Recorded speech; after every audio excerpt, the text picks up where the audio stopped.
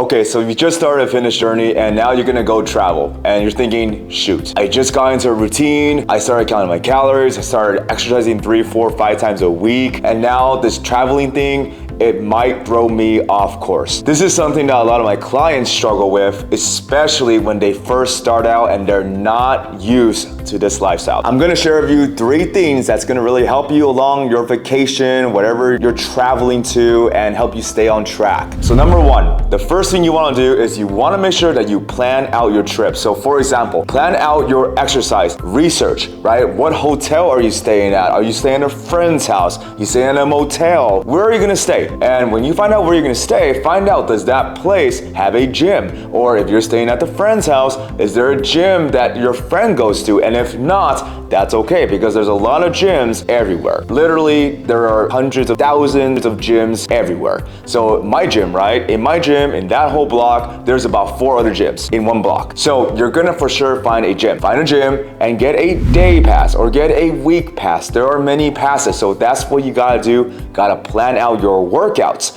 If you plan out your workouts, then you can still stay on track. Now, speaking about planning out your workouts, you're probably thinking, well, you know what, I'm going on vacation, I'm traveling, you know, I don't know. Here's the thing. A lot of people say, oh, I don't have time. Go make the time.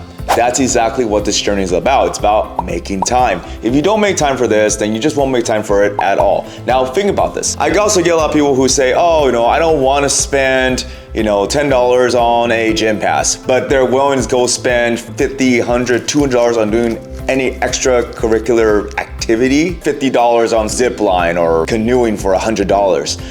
If you're not willing to spend $10 on yourself, on your fitness, you have to really sit down and you gotta really think, you know, who am I? Am I someone that's willing to pay $10, $20 for a gym pass so I can stay on track, which is very important because it's when people go on vacation or they go travel and they fall off track that it's very difficult to get back on track. So on top of planning out your workout routine, you gotta make sure you carve out a time during the day that you're already gonna go work out. So for example, when you're gonna go travel, right, I'm sure you have a plan, right? You got a schedule. So for example, if you're gonna go to the mountains, maybe 10 a.m. you have breakfast, then 12 p.m. you're gonna go and you're gonna go on a hike, and then 2 p.m. you can go zip lining, and then 4 p.m. you're gonna go on the lake and go on a canoe ride.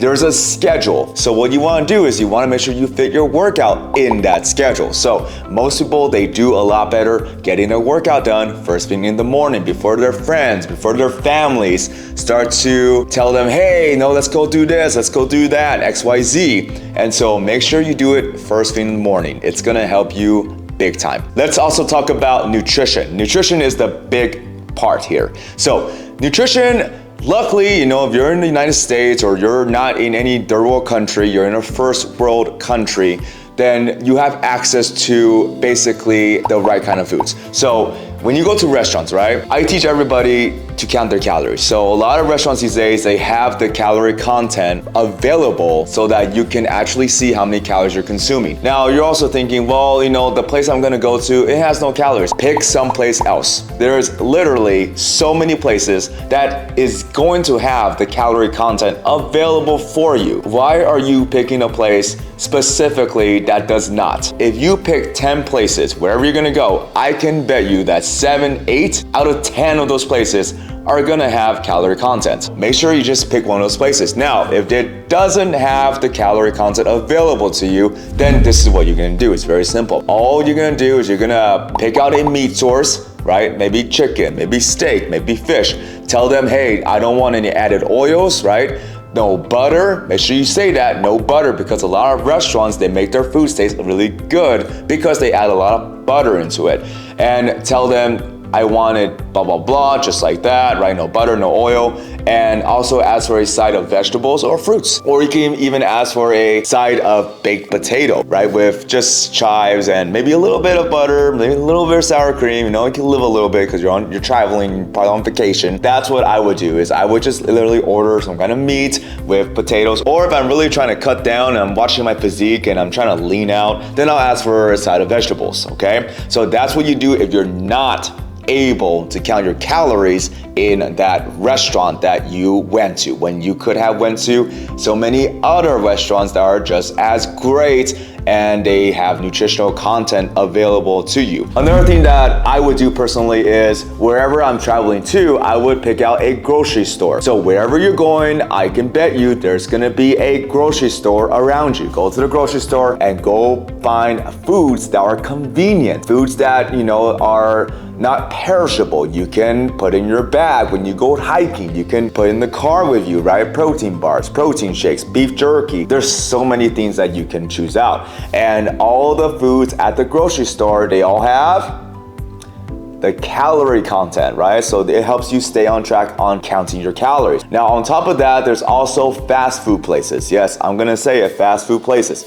A lot of fast food places now, they are more up to date. They actually do provide healthier options. So if, for example, if you go to McDonald's, they actually do have chicken salads that are pretty good on the calories. Around 400, 500 calories for a salad, which is not too bad. When you go to regular restaurants, when you order a salad, sometimes it's 1,000 calories for that salad. So be careful with salad. So that's another thing you can do too, is you can go to fast food places, Jack in the Box, right? Wendy's, McDonald's, KFC. There's so many places you can go to and just look online, right? Prepare ahead, or when you get there, look at the menu and look at the calorie content and find out which food items, right, fits your calorie needs, so you don't go over your calories and you can stay on track. Now, the last thing that I would recommend is when you go travel, be as active as you can, because most likely if you are on vacation, right, traveling,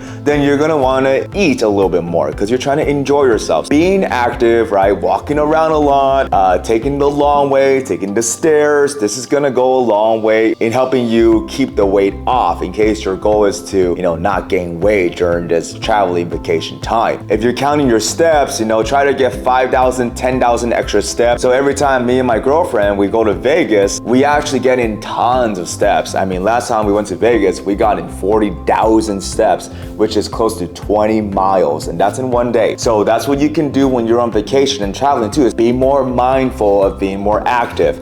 And this is something that a lot of people don't think about. They go on vacation, they travel, they eat a lot, they drink a lot, and they party and they have fun, and they don't realize that when they're really inactive, eating more food, getting more calories in, it could do a lot more harm. Really be conscious of that and really make sure that you are staying as active as possible, okay? So these are the 3 things that I recommend you do. Plan out your workout routine, find a gym, nutrition, find restaurants that have calorie content available to you, go to fast food places. Number 3, you make sure you stay as active as possible. So including your workout, you're walking a lot, you're doing fun, active things that will help you stay on track as well. Now you know all these things, apply them the next time you go traveling or you're on vacation, and trust me, you will do a lot better staying on track. So if you like this content, don't forget to subscribe to the channel, like the video, so that I can put in more time and provide more value and information to help you along your fitness journey. Subscribing and liking is gonna help you and it's gonna help me, so we're both gonna win. So till next time, guys, see ya.